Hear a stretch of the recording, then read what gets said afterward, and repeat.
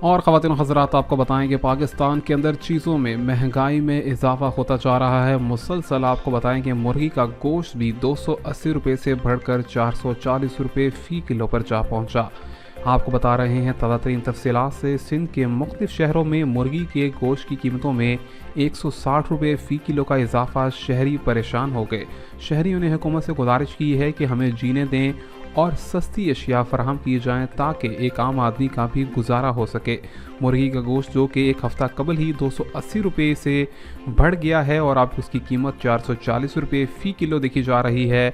और बहुत से ऐसे लोग हैं जो कि परेशान नज़र आ रहे हैं। लोगों का ये कहना है कि ख़ास तौर पर ये कीमतें जो हैं वो कराची, हैदराबाद के मुख्तलिफ मकामात पर बढ़ाई जा रही हैं, जो कि शहरियों के लिए नाकाबिले बर्दाश्त हैं। मज़ीद क्या तफसीलात होंगी, हमारे साथ जुड़े रहिए। ताज़ा तरीन अपडेट से जानने के लिए चैनल को सब्सक्राइब, लाइक और शेयर करना मत भूलिए। अल्लाह हाफ़िज़।